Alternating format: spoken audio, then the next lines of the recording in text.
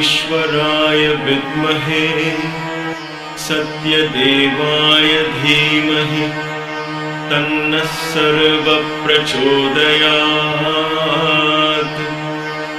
ॐ साईश्वराय विद्महे सत्यदेवाय धीमहि तन्नः सर्वः प्रचोदयात्। ॐ साईश्वराय विद्महे सत्यदेवाय धीमहि तन्नः सर्वः प्रचोदयात्।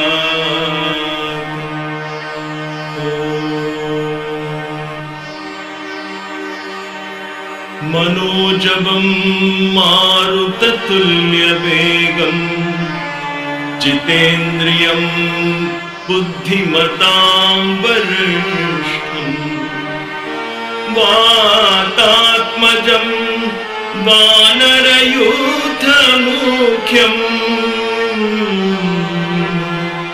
श्रीरामदूतं शरणं प्रपद्ये। श्रीरामदूतं शरणं प्रपद्ये। शरणं प्रपद्ये।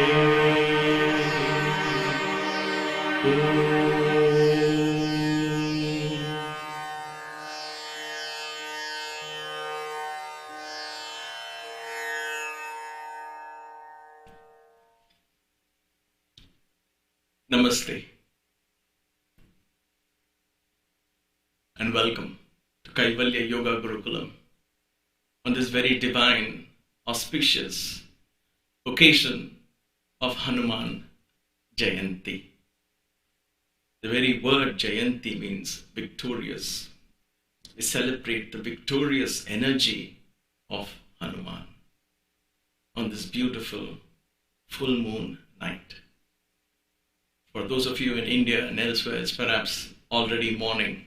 Nevertheless, the victorious spirit, the powerful energy of Hanuman reverberates in the air in our consciousness.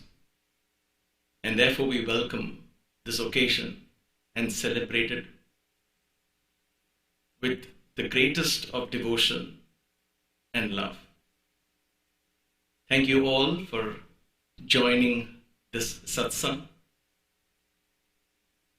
As you probably noticed in the introductory slide, as it were, that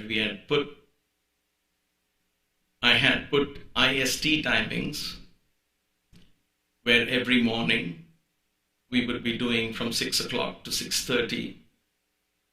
You would have read it as Yogic Kriyas, and you might be wondering what that is. So I want to make that clear, and then we will explain this more as we go along. We will be doing Yogic Kriyas. 95% of them are breathing exercises for increasing the oxygen content in the body, for building immunity, for eliminating toxins through the breath.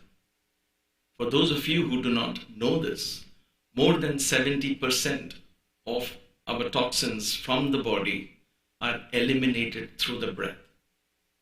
And therefore, the yogis understood the science of this breath, have given us tremendous varieties, so many varieties of exercises just by breathing alone, that we could detoxify our body to a large extent. And therefore, I wanted to introduce that as part of the yagna. And of course, following that will be the study, the learning, and hopefully the chanting of Sundarakanda. On this auspicious occasion, with great humility, with fervent prayer to the supreme consciousness of Shiva, without whose will nothing will happen, to the Supreme Being, may we begin this yagna tonight and continue until the Tulsidas Jayanti, that is falling on August 15th India and August 14th US for us, because we are 12 hours behind. It is exactly 111 days. I initially had texted you all, and we had also posted a couple of messages saying this will be 108 days, and we thought, okay, we will do that. But when I saw the calendar later and I started coming closer to the date of completion, I realized 2 days later was Tulsidas Jayanti, Ratha Saptami, and so on. The 108th day is also a very auspicious time. It's Naga Panchami, where the snake is worshipped, where the Shakti is worshipped, Kundalini Shakti is worshipped. So both are very auspicious occasions. I couldn't resist concluding it on the day of this wonderful saint Tulsidas, who revived Ramayana and brought him into the hearts of every single individual in this Indian soil, and especially gave us the most amazing, wonderful, rich gift of Hanuman Chalisa, the 40 verses comprising the entire Ramayana, and more so the glory of this divine servant of Hanuman. There are many questions that I already received as I announced this. They said, what happens to the Devi Khadgamala? Are you going to abandon it? And my answer to that is, of course not. It is Devi's will. It is the divine Shakti, the divine mother's will, that we study this and get back to her. If you remember, at some point during the Khadgamala Stotra, I said it is not an easy thing to complete, because we are studying the ultimate energy through which Shiva creates this whole universe.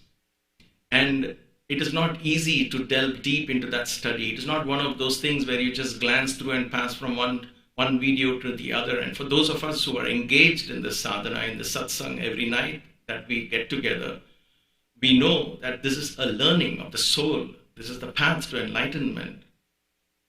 And therefore, when we came to that point where I opened that petal of Chitta Karshini of Devi, and we talked about the core, innermost core, the subconscious, the unconscious as we understand it in the Western mind or the Western education. But the yogic, the Vedanta approach is calling it the Chitta. It forms a substratum on which all the 5 senses of action, the 5 senses of perception, the mind, the buddhi, all of that, the ego, everything rests. And all of them leave behind impressions that form in the Chitta. And it's the Chitta, the impressions on the Chitta, the samskaras, the vasanas that we carry across from one birth to another. So the cleansing of that Chitta is so very important for us. All that we are experiencing today, whether it is in a pandemic like this, which is very scary, or whether it is individual confusion or individual fear, all of that are because the innermost Chitta is not cleansed. There is constant vrittis, as Patanjali calls it, as Vedanta calls it, as yoga calls it, constant vrittis. And these are not normal vrittis. These are abnormal vrittis that we have got so used to that we think it is normal. And therefore these vrittis collectively together eventually give birth to pandemics like these, to wars like these. So what do we do in times such as these? We go back and cleanse the innermost Chitta. You and I are connected, my dear brothers, my dear sisters, We are all connected. By what? By the Sutradhari. We are puppets. And there is one puppeteer who is playing this game of puppetry. There is one consciousness that binds us all together. And once we embark in this journey of sadhana, there is no such thing as a selfish sadhana. There is no such thing as, oh, I am praying for myself, what about others? That is ignorance that causes such a belief. But when you cleanse your own chitta, when you practice austerity and tapas and penance, and engage in evolution of consciousness, unknowingly, you are already affecting the chitta of everyone you come across, and perhaps those you don't even know, because that connection is so very, very deep. Thus you allow the divine, therefore, to take care of it. That is why you do a sadhana and say, I offer it to the divine. You know how to take this, the benefit of this. So leave it to the divine to orchestrate.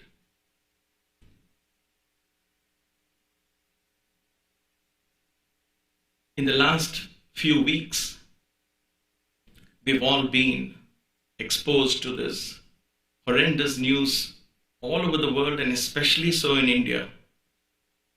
And there is an elephant in the room. We cannot say, oh, let us not talk about it. I don't want to hear about it. Let us first acknowledge and accept that there is an elephant in the room. This elephant is this pandemic. We can't turn our back to it. We have to face it, and face it bravely. Many near and dear ones are being lost, even as I speak, and will be lost. For many reasons, as we all know, lack of oxygen or lack of hospital beds and so on. It's just not in India alone. Philippines and all these other smaller places, many of them don't even make it to the news because there is so much of this going on. This is a global phenomenon. But rather than panicking ourselves and not knowing what to do and running helter-skelter and passing on messages in WhatsApp and text messages and emails and so on, messages that cannot be confirmed, not knowing whether it is true or untrue, we just share each other's and we drown ourselves. That is where we begin to feed a fear that is uncalled for. In my heart, I believe, as I always do, that the divine presents us an opportunity, a divine opportunity. It may not seem like this for many of you who have loved ones in the hospital. I too have very close members right now fighting for life, family members.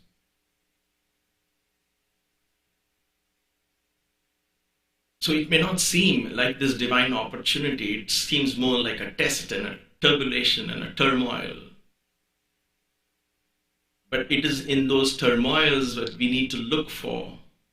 It is in the molten heat where gold is melted into jewelry. It is in times like these we have a tremendous opportunity to awaken the divine, to invoke the divine. Vedanta, Sanatana Dharma, the teachings of Sanatana Dharma, the writings of these Maharishis such as Valmiki and Maharishi Vedavyas, Maharishi Valmiki, Maharishi Vashishta, and so on, they didn't give you something by way of some fantasy or something to hold on to, some kind of a psychological help to provide, as we probably understand, because for us, many of us, God has become a matter of choice. Divinity itself, spiritual way of life has become a matter of choice. They did not give these teachings, these stories, and many mantras and bijaksharas and power sounds, power-packed sounds, if you will. They did not give these just to give you a stronger mind or to withstand the storms. They gave us to actually brave the storm and put an end to whatever storm that arises in our lives. Today we are I guess, in such a mode. This is perhaps the first time in my life I am facing like this, something like this. We all experienced a tsunami, but that just came and went even before we realized what hit us. It took a toll of many lives. But this is slowly creeping upon us. And therefore, you and I have this great opportunity to tap back into the Sanatana Dharma, into Vedanta, into yoga, to revive ancient divine energies. I call them ancient because they have become dormant in our consciousness. And because they are dormant in our consciousness as individuals, they become dormant in our consciousness as a family. They become dormant in the consciousness of the society. They become dormant in the consciousness of a whole culture. In other words, the devas go back to sleep because nobody has invoked them. Nobody has awakened them in their own consciousness, in their own families, in their own society. And therefore, this is an opportunity where we selflessly, it is okay to pray for your near and dear ones. You're not selfish. You're not committing a sin by doing that. But that's the beginning. Pray for that person. Do the sadhana for that person because you're connected to that person through emotion, through feeling, through DNA. The connection is felt in your heart. But there are millions of us who are all connected, and we may not feel it at that moment, but we are connected. And therefore, sadhana done by a few individuals, it could be 100, it could be 500, it could be 1,000, it could be 5. It will definitely go a long way in helping every single soul that needs it at this point, whether it is physical healing that they need, whether it is mental strength that they need, whether it's clarity of thought that they need, whether it is equanimity that they are searching for at this point, whether they are seeking a divine consolence. All of that can and will be provided. This is my faith, a faith that can never be shaken. And I am sure every one of you who have joined this satsang tonight and who are watching this perhaps a few hours later are watching this because you are in your heart searching for that strong, unshakable faith. And it is these thoughts that guided us at KYG, Maya and I, to offer what we call as the Sri Hanuman Yagna. We're launching it at Hanuman Jayanti. It came in at the right time, the right time. Just when there is peak in this devilish virus all over the world and especially in India, a time has come, a beautiful festival has also raised its head up. Hanuman is waiting to be invoked. The timing is so perfect, so right.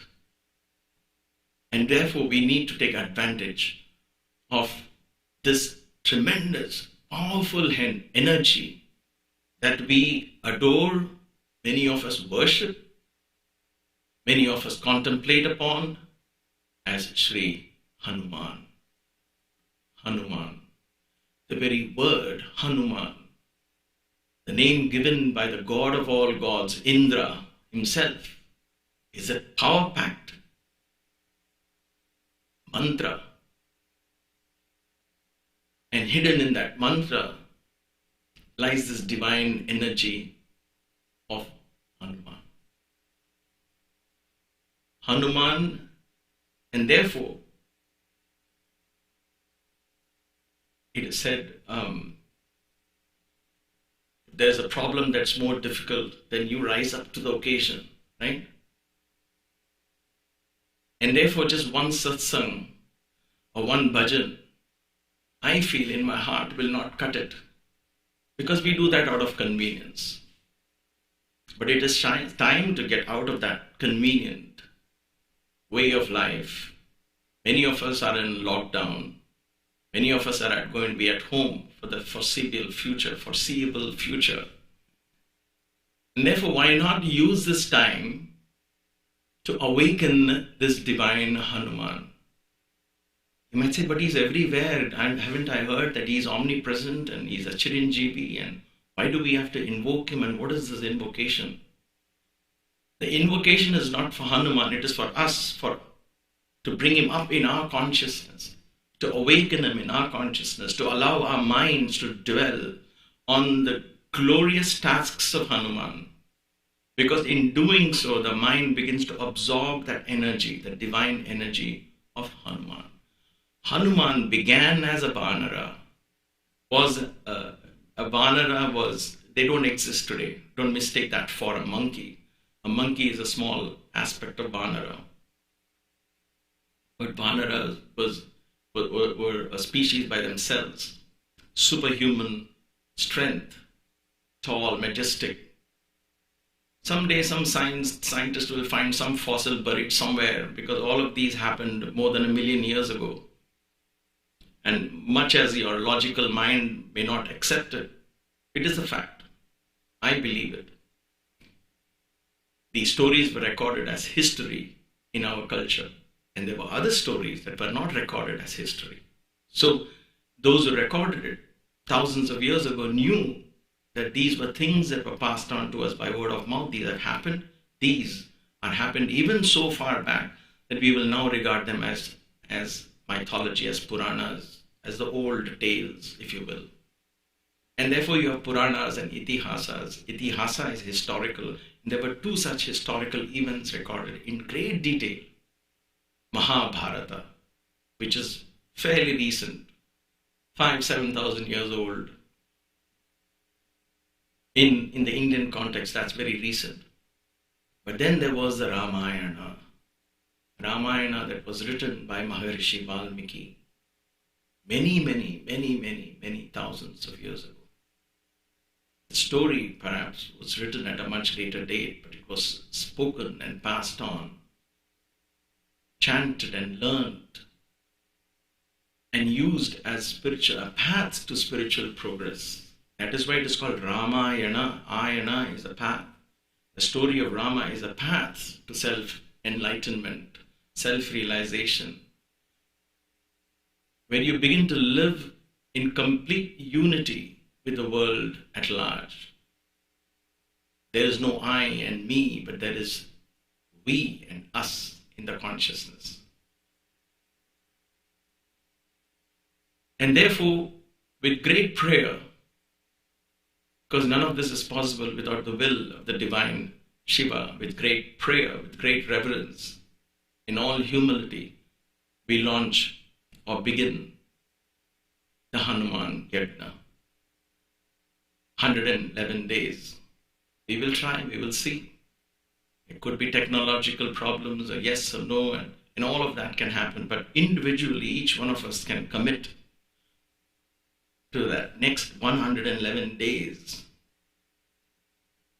We will give one-pointed focus to this divine energy of Hanuman and awaken him.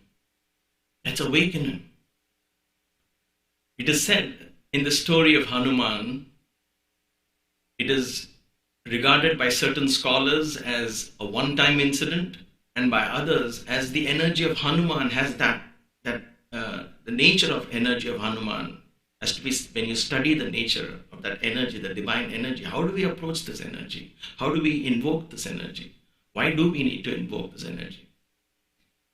The story goes that when Hanuman was a child, he was born with superhuman powers. We will study it from tomorrow when we study the Sundarakanda. We will get into details about his life and story. And so when he was a child, he started doing things which were an exhibition of his divine powers. And just as any child, this child was not aware of the implications of his divine powers. So one of the stories that is told is he saw the rising sun and he thought that was a mango in the sky. And therefore he jumped to eat that mango. And that jump took him close to the sun. So much so that the divine beings, Indra, had to strike him with his thunderbolt, one of the mightiest weapons, to bring him down. And it hurt his jaw. And therefore, he was called Hanuman. Hanu means jaw, the jaw that was hurt. So Indra later on blessed him and called him Hanuman. And at that point, it was decided by the divine beings that Hanuman was too young to handle these powers. And invariably, he might cause more damage than good. And therefore, they said that Hanuman will not remember his divine powers. There will be an element of forgetfulness in him. When the time comes, he will have to be reminded. And then he will awaken to action. Now, this is regarded as a one-time incident in Hanuman's life when he had forgotten, and then he joined forces with Sugriva, and he was just a regular, normal, wonderful Vanara. I can't say human being, but Vanara. Vanara, extraordinary human being. Nara is human being, extraordinary. That means they were a species that were above the human beings. And so the time came when finding Sita was so imminent that Jambavan, the bear, the divine bear again, reminds him who he is.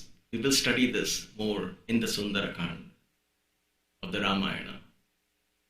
And then reminded, Hanuman wakes up and says, oh, I can do all of this? All right, then what am I waiting for? He rubs his hand in glee and goes on in his task of serving Rama. So when we do this spiritual sadhana, it is said that Hanuman needs to be awakened and told, Hanuman, you can do this. You can fight this virus that is eating us, our vitality, entering into our prana. You who are the son of Vayu, awaken, and you can put an end to this. This reminding of this to the divine energy, awakening this divine energy that has become dormant in the society, in the soul of India, if you will, and in the world, the pranic energy. There is less than 1% of the world who would probably even know what prana is. And therefore he's become so dormant, you and I need to awaken him.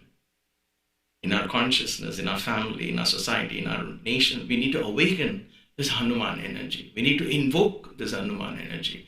And this awakening of this divine energy and invocation is not done by just one offhanded prayer a few minutes a day or something like that. It needs austerity.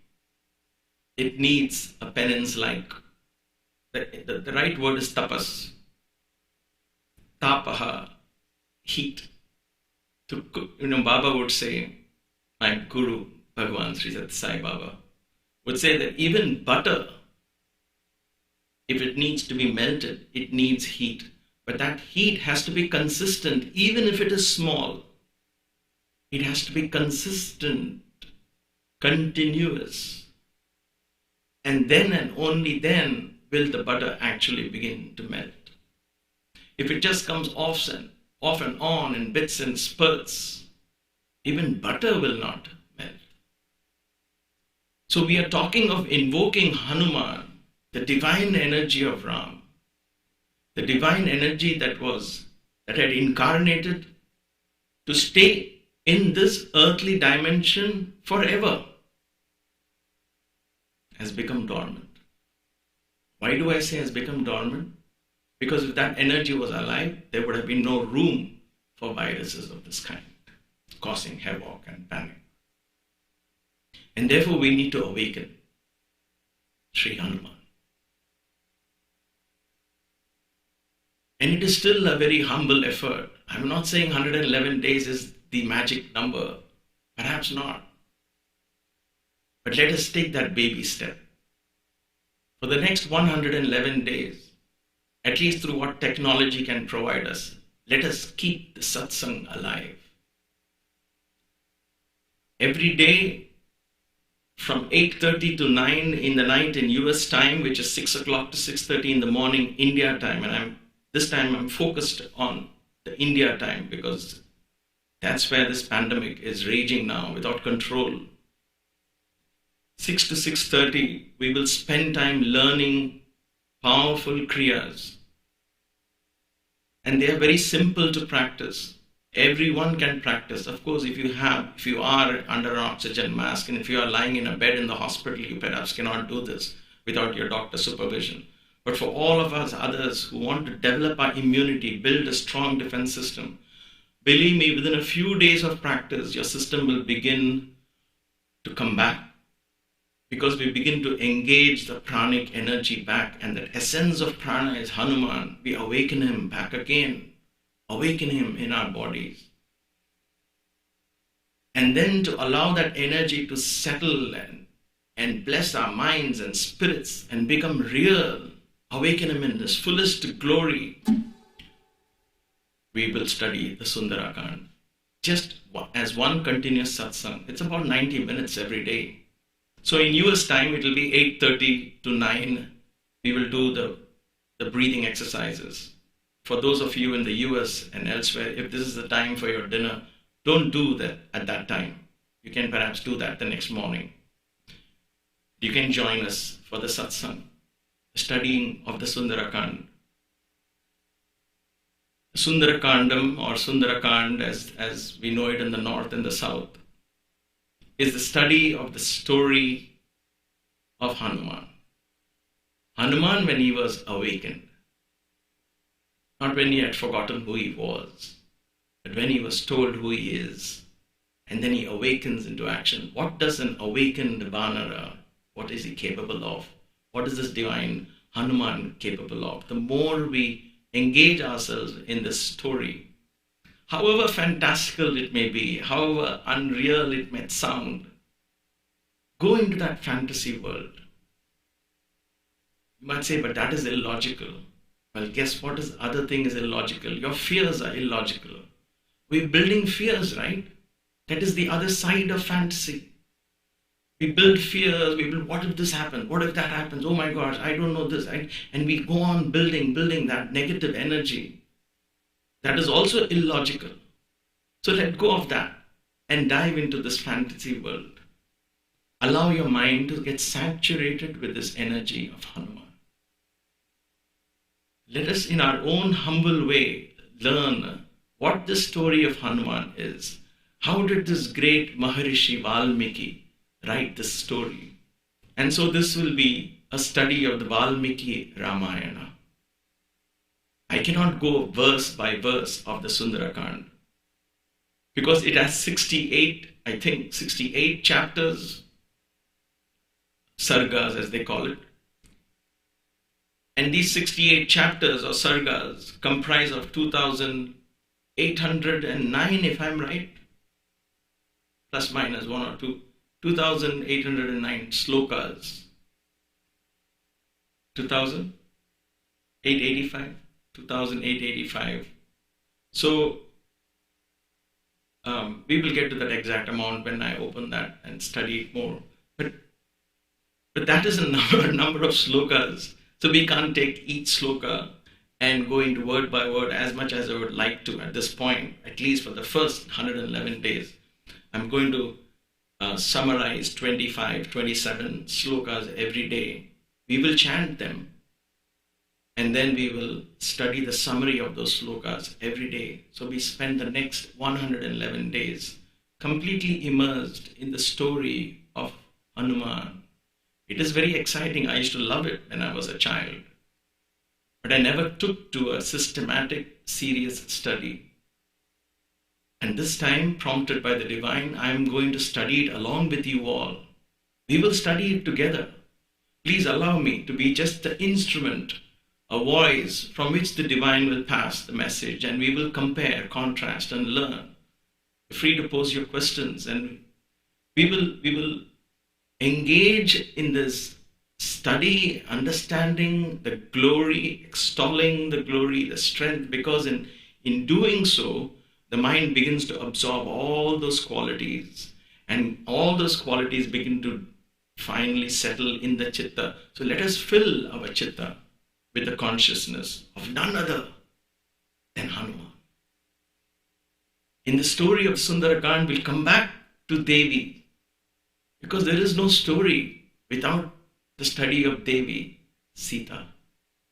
Sita is none other than the Devi of the Sri Devi Khadgamala. Don't think they are different.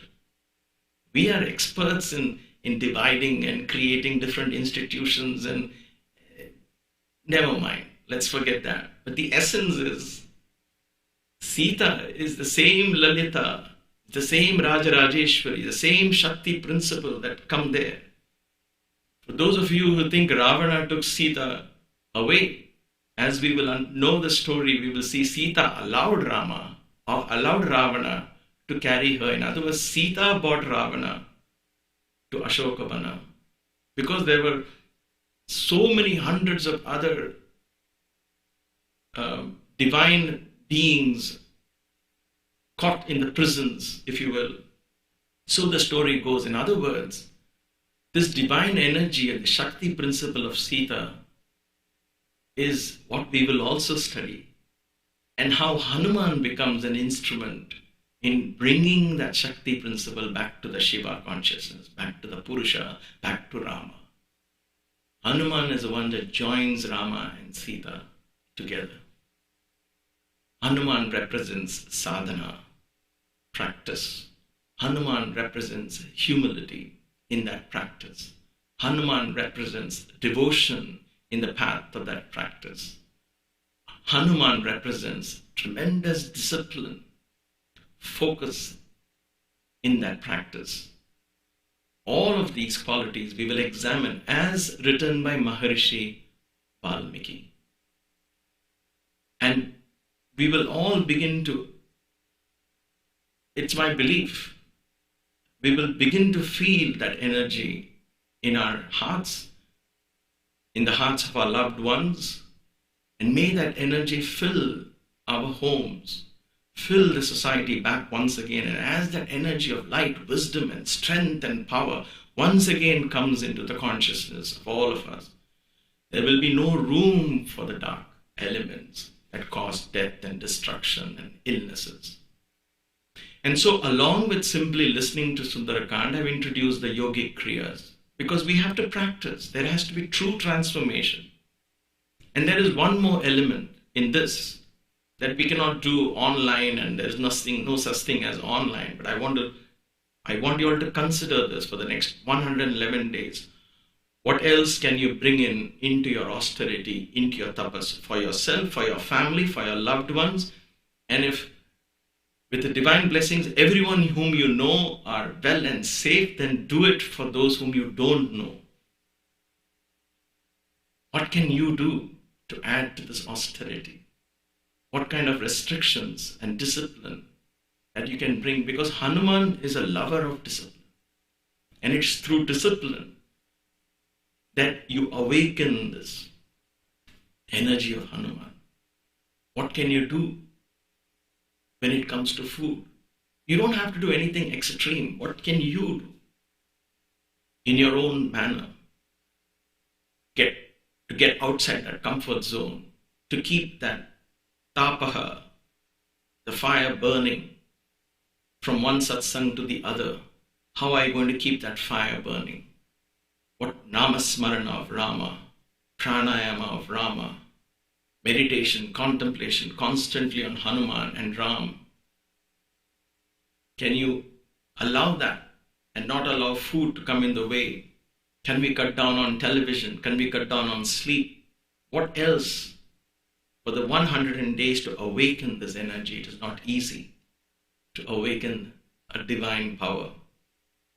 Let us together do this, make an attempt, and I'm sure the divine will guide us in these steps, guide us to that goal that we have set out, the task that we have set out. We need Hanuman.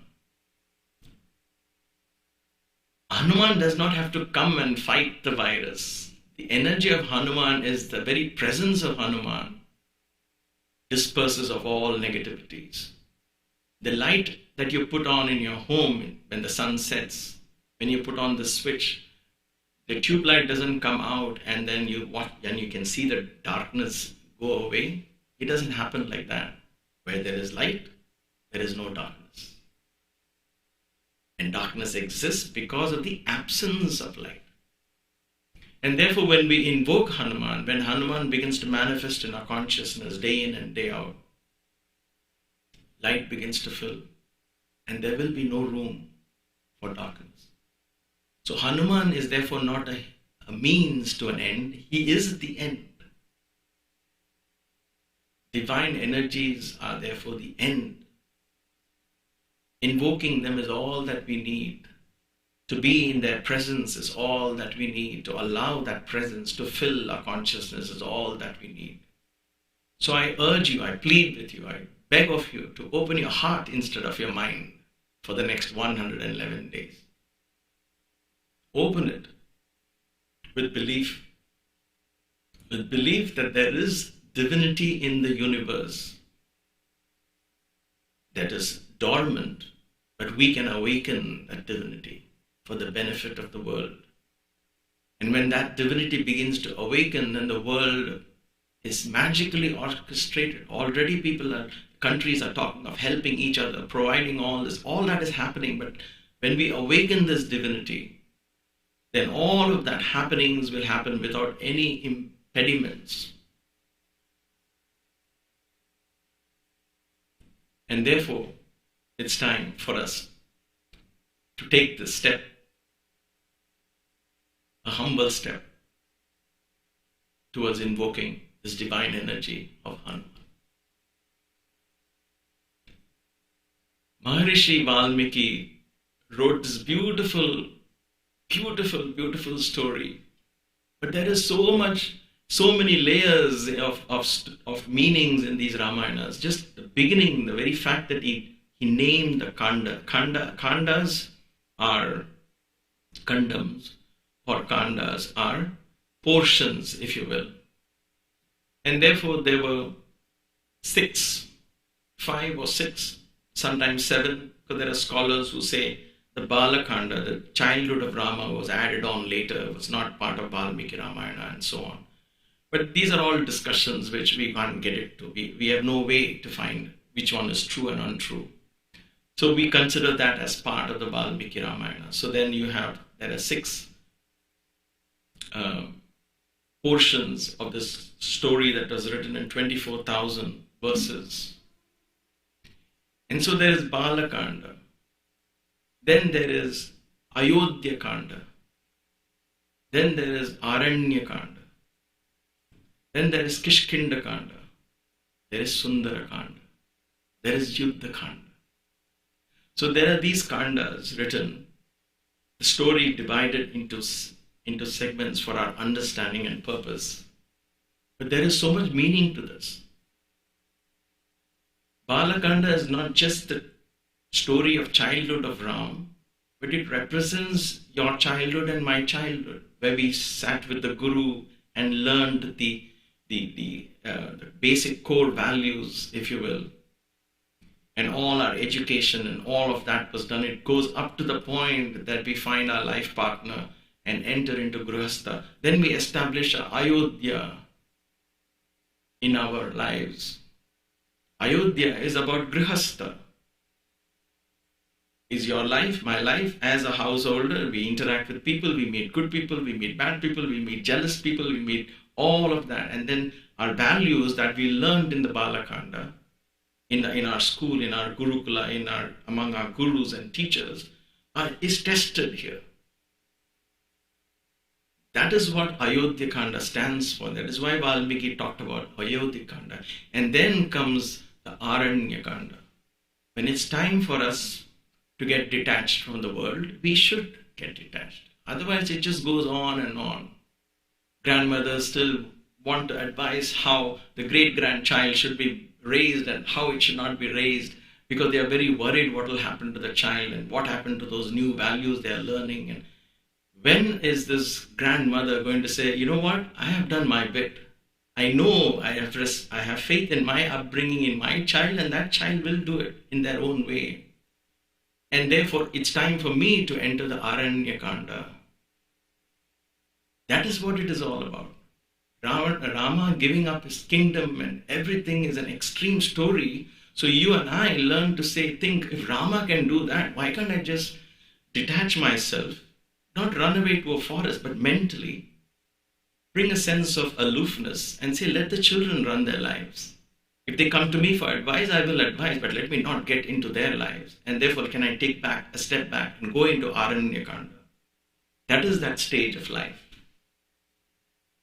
Aranyakanda. And in Aranyakanda, you form a Satsang, Kishkinda, you form friendships.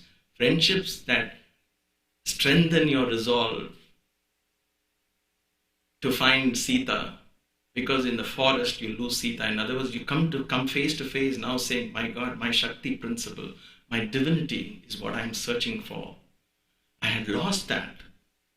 And the Ravana in me, the guy with 10 heads, 10 senses, the 5 senses of action and the 5 senses of perception, he has robbed me of my Sita, and therefore I need to awaken, find that Sita, and bring her back to my Atma.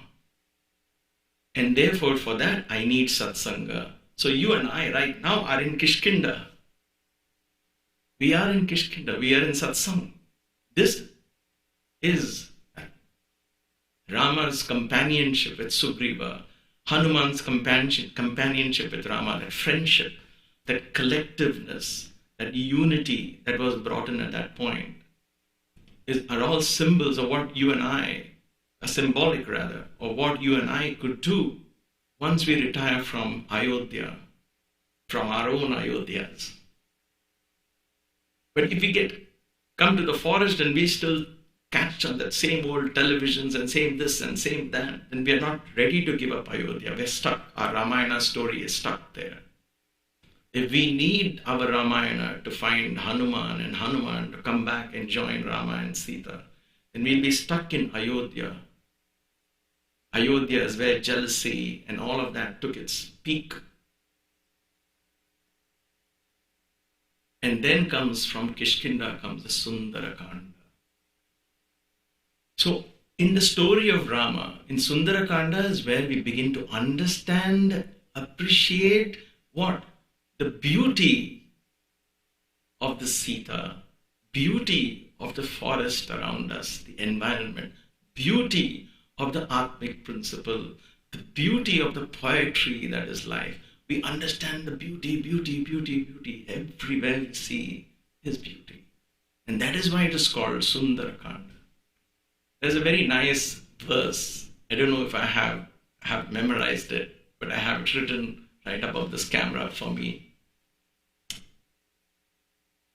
I am not sure if this is written by Valmiki, but it is quoted by so many scholars. Why is this called Sundarakanda? Because in Sundarakanda, you begin to know and then the Sanskrit verse goes like this: Sundare Sundaro Ramaha. Sundare Sundaro Ramaha. There's a lot of Sundars here, so I have a selfish reason to like it because my name is also Sundar. So bear with me. Sundare Sundaro Ramaha. Sundare Sundari Katha. Sundare Sundari Sita. Sundare Sundaram Panam. Sundare Sundaram Kavyam. Sundare Sundara Kapi. Sundare Sundaram Mantram. Sundare Kimna Sundaram. What else is not beautiful? So in Sundarakand, after all this, you see, we live our lives from the childhood, having formed firm values in our childhood. We get that value, those values are tested in our Ayodhya. Then we come to the Aranya, we began to form proper satsangs. And then the Sundarakand begins to blossom. There is always good news in sadhana. There is always good news in the spiritual path if we form the right associations and do the right type. Sundare Sundaro Ramaha. Sundare Sundaro Ramaha. Rama, you don't have to think twice. He's an embodiment of beauty himself. Sundare Sundari Katha. The story of Rama is a story of sweetness. There is a sweetness in Rama's story. If I were to put a story that is my favorite, the number one story, I would put Rama's story as number one. Even though I was raised in a strong Shaivite family and all of that, Rama's story is so inspiring at every stage. To me, that is the number one story. So Sundare Sundari Katha. Sundare Sundari Sita. The Shakti principle. If Rama is the sun, the Surya, the sun energy, the right side of the body, Sita is Chandra. Sita is the very word Sita is cooling. Rama is he's a fierce warrior, right? So you have Rama, a warrior, Kodanda Rama, Pattabhi Rama. So you have Rama here on one side, and you have Sita on the other side. Sita, Sitala, Sita. There is calmness, there is quietness, there is beauty in that word Sita. So Sundare Sundari Sita. We will understand the nature of Sita and how Hanuman recognizes her in Sundarakanda. Very beautifully, Valmiki has written so much for us to learn in every place. I'm hoping we can complete it in 111 days. If not, we'll continue the tapas. It depends on God's will. So let's leave it to Him. We should not get ahead of ourselves. Sundare Sundari Sita. Sundare Sundaram Vanam. The forest that they are in, this forest that you and I are in, look around and find that beauty in that will begin to reveal itself. We can go to the forest and live in fear of when we go camping sometimes you can ruin your camping by saying, oh, mosquitoes are killing me and I'm sleeping on a bare ground and I've got nothing over my roof and it's starry and it's dark and the toilets are not good. You can do that. Or I could say, oh my God, this is such an adventure. Starry nights, skies, campfire, sitting and chatting. And therefore the beauty of the vanam around you, the environment around you, the panchabhutas, all the five bhutas around you, reveal themselves to us.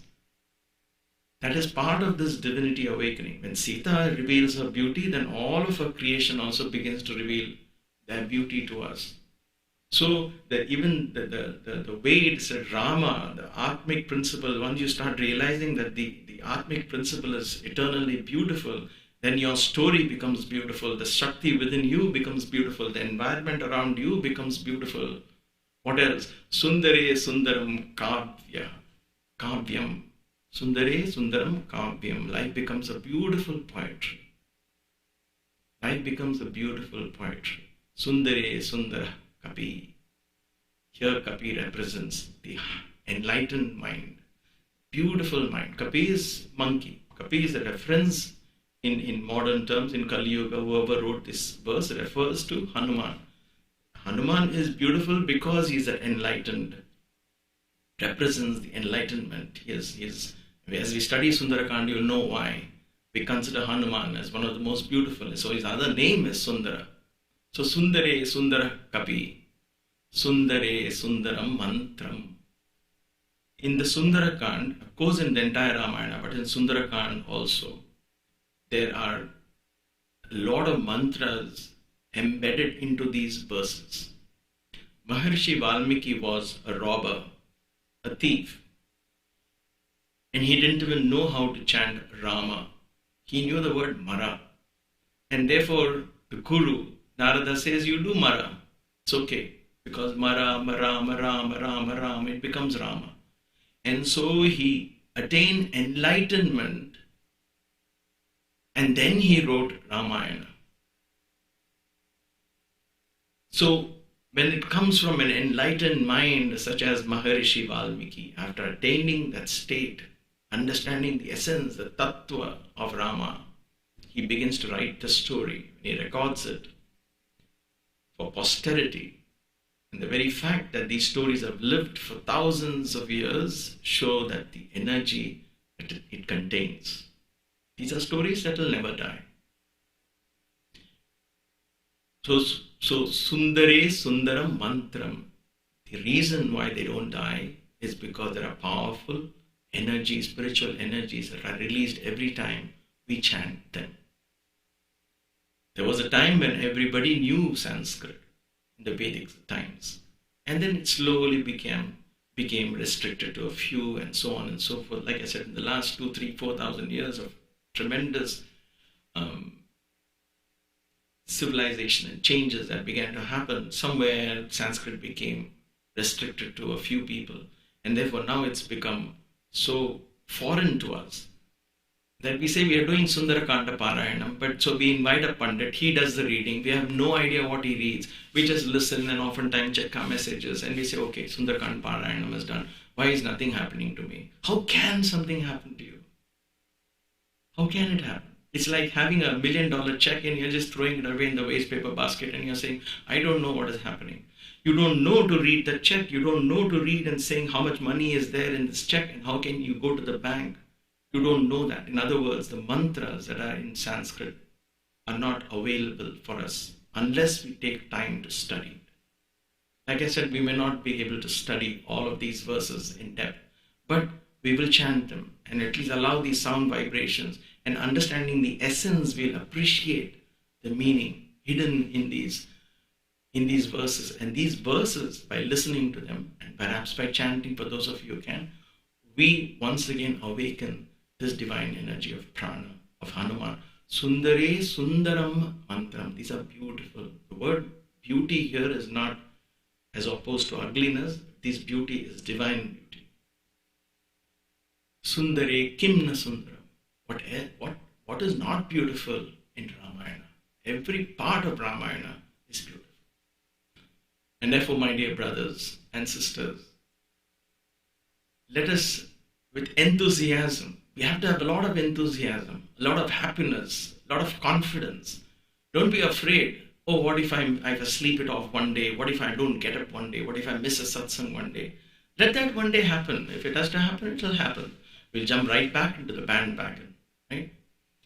But let us begin the sadhana with a lot of enthusiasm. Enthusiasm is a must, and we will learn from tomorrow how enthusiastic Hanuman was before he took that leap to go to Lanka.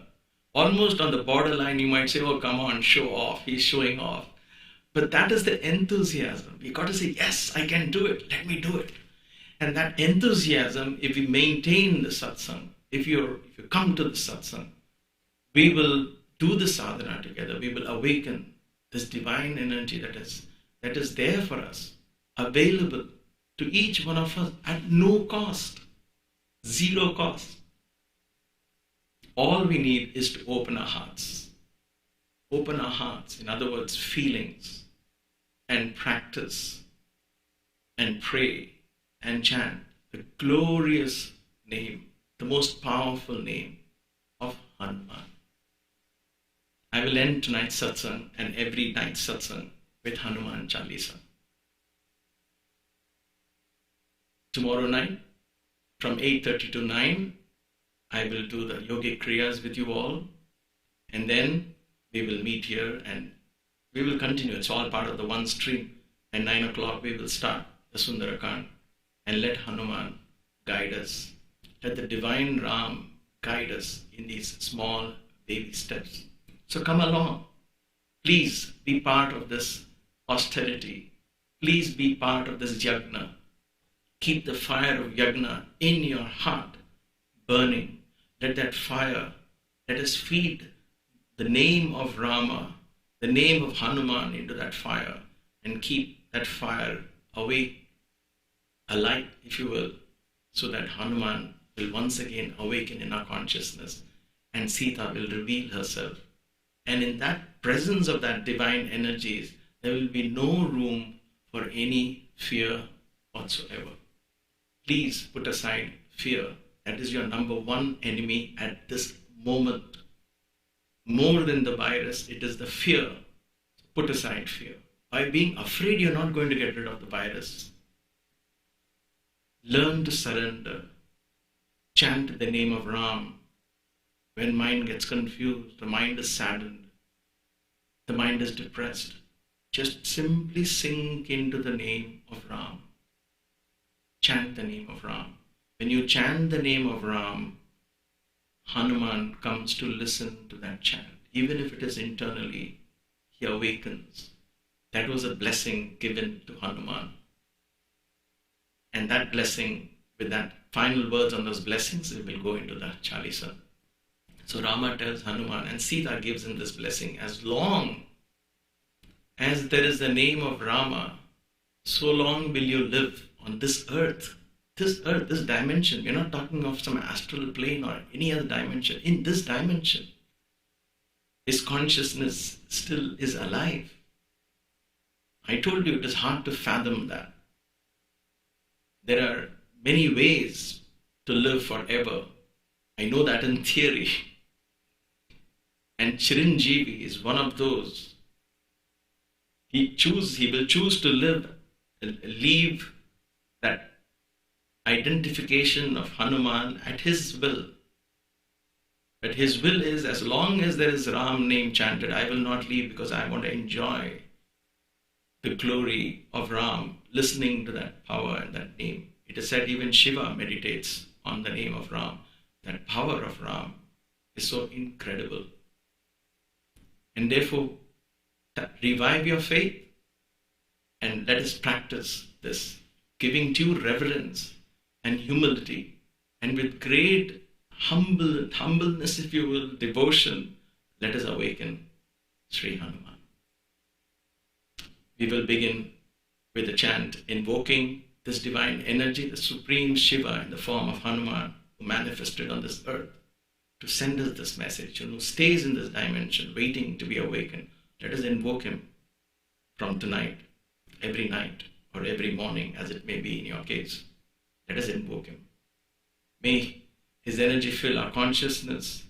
May he fill our homes, the hospitals, and may there be vitality, vigor, light, divinity once again ruling the earth. Very soon it will happen. Let this storm pass. Let every soul who has to pass be blessed with this divine energy of Hanuman. May they all attain the highest kingdom of God.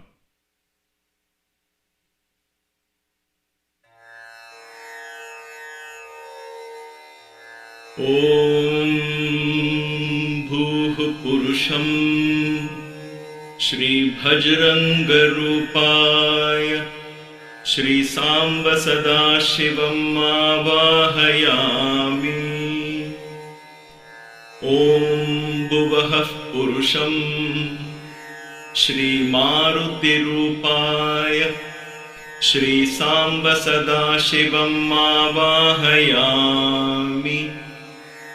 Om Suvah Purusham Shri Chiranjeevi Rupaya Shri Samba Sadashivam Avahayami.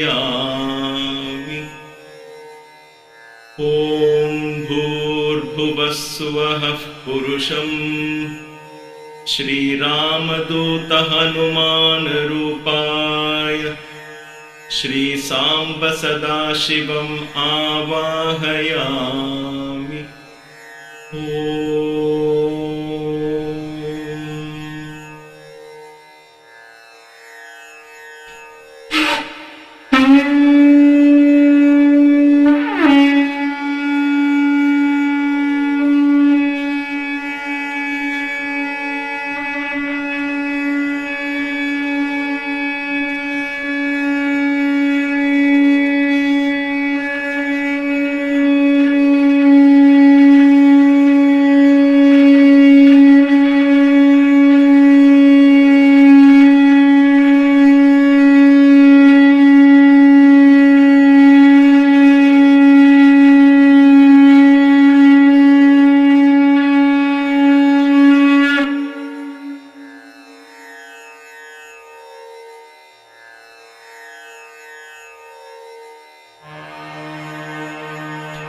Shri गुरु चरण सरोज रज निज मन मुकुर सुधार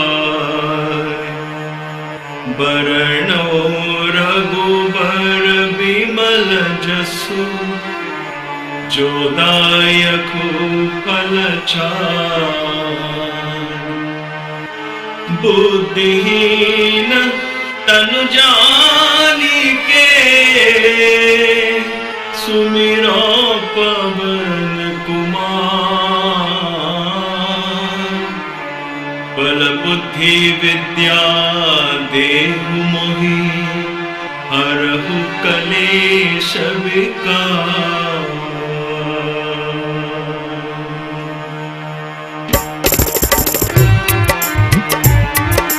जय हनुमान ज्ञान गुण सागर जय कपीस तिहु लोक उजागर रामदूत अतुलित बल धामा अंजनी पुत्र पवन सुत नामा राम राम जय राजा राम राम राम जय सीता राम राम राम जय सीता राम राजा राम सीता राम साई राम राम राम राम। महावीर विक्रम बजरंगी कुमति निवार सुमति के संगी कंचन बरन विराज सुबेसा कानन कुंडल कुंचित केशा हाथ वज्र और ध्वजा विराजे कांधे मूंज जनेऊ साधे शंकर सुवन केसरी नंदन तेज प्रताप महाजगवंदन राम राम जय राजा राम राम राम जय सीता राम राम राम जय सीता राम राजा राम सीता राम साई राम राम राम राम।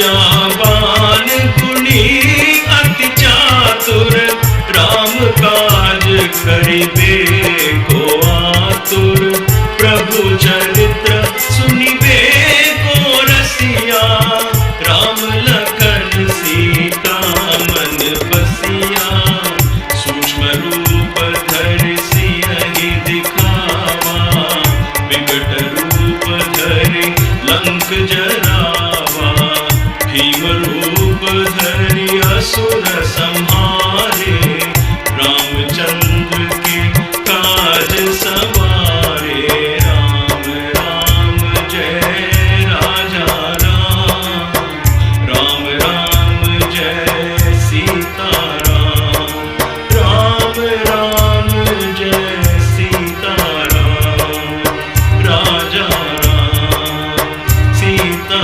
राम साई राम राम राम राम। लाए सजीवन लखन जियाए श्री रघुवीर हर्षि उर लाए रघुपति कीन्ही बहुत बड़ाई तुम मम प्रिय भरत ही सम भाई सहस बदन तुम्हरो जस गावे अस पति कंठ लगावे सनकादिक ब्रह्मादि मुनीसा नारद सारद सहित अहिसा राम राम जय राजा राम राम राम जय सीता राम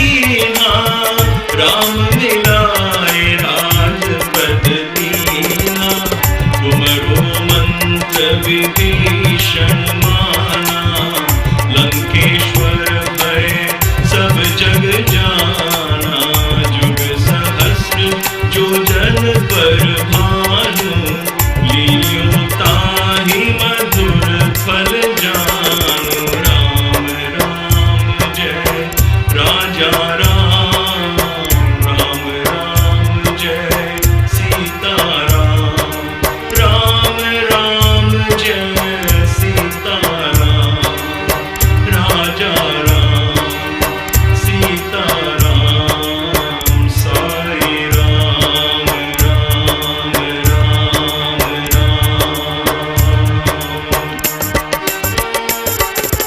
प्रभु मुद्रिका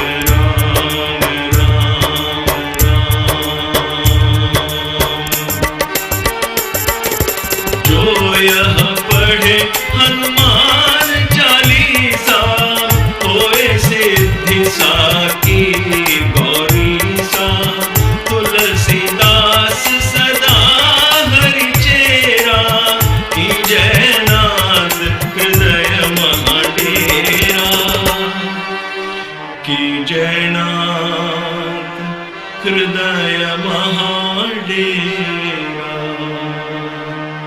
पवन तनय संकट हरण मंगल मूर्ति रूप राम लखन सीता सहित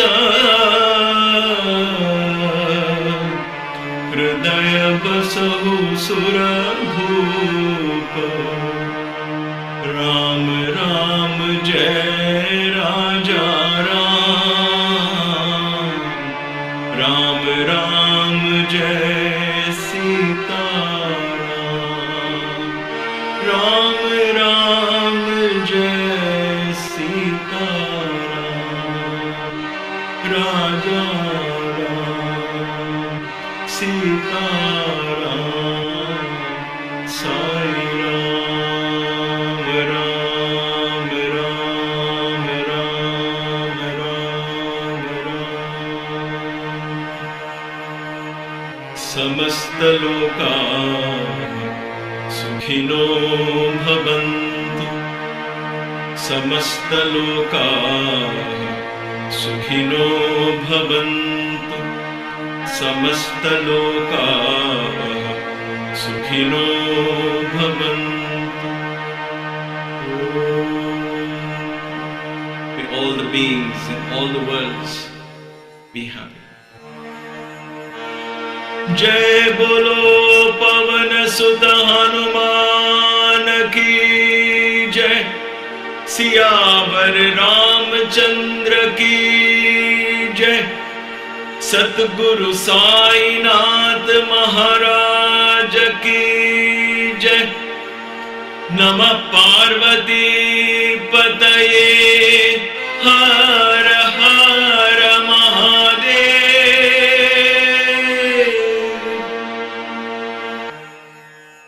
ओम शांति शांति शांति